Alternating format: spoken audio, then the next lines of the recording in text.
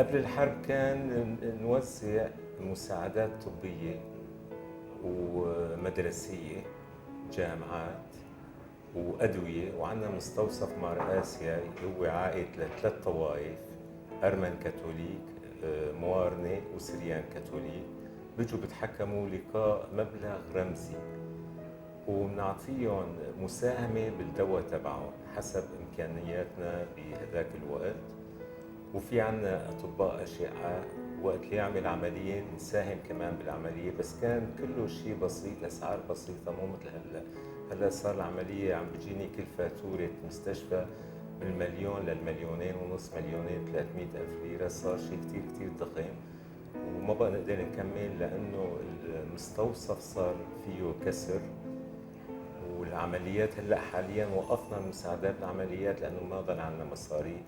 المؤسسات اللي كانت تساعدنا ايام الحرب كان يجينا تقريبا 10,000 دولار بالشهر نتصرف فيها. هلا قطعوها قطع، يا ريت كان مثلا خففوها للنص او للربع، بس قطعوها قطع، فما ضل غير انتم اللي عم تساعدونا. كثير حاجه طبيه، وكثير عم بزعل وقت اللي عم بكتب له على وقت الطبيب ببعث تقرير انه هذا بده عمليه بتكلف مليونين 300 ألف، عم بكتب له نعتذر عن المساهمه لعدم توفر المال حاليا.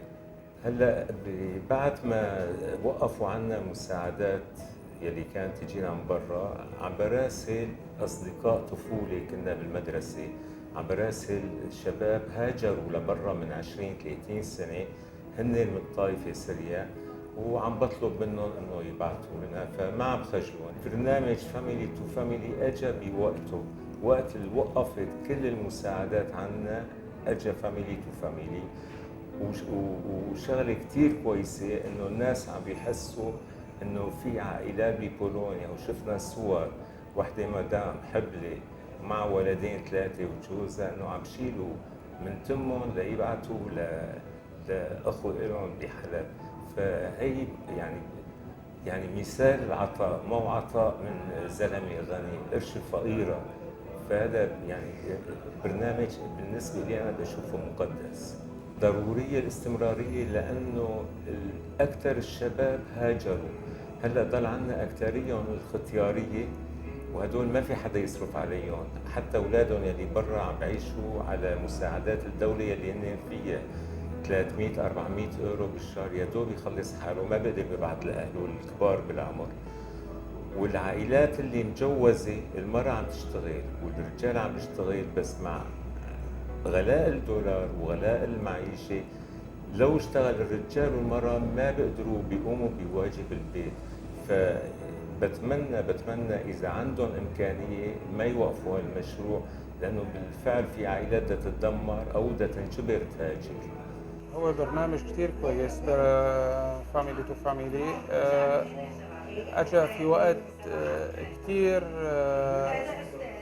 يعني صعب، إنه خصوصا إنه الجمعيات كتير، حتى المسيحية هي انتقلت لمناطق الشرقية عنا، وتم عنا كاريتاس بولونيا هي اللي عم تساعد المسيحية. فنحن عنا إياها هي الأساس، وهي اللي عم تساعدنا حقيقة يعني نحن كمسيحيين.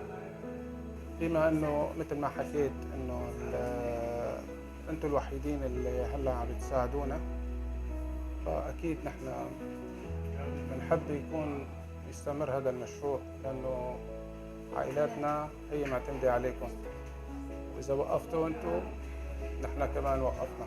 هلا الوضع الحالي هون بسوريا هلا صار أسوأ من ايام الحرب، يعني القذايف كان لو كان انه في موت، بس هلا في شيء مجاعات. يعني الوضع الاقتصادي كثير صعب، الدولار عم يطلع بشكل كبير، والمعيشة كثير غالية، الوضع أصعب كثير. يعني هلا أنا بشوف بحاجة أكثر من السابق يعني.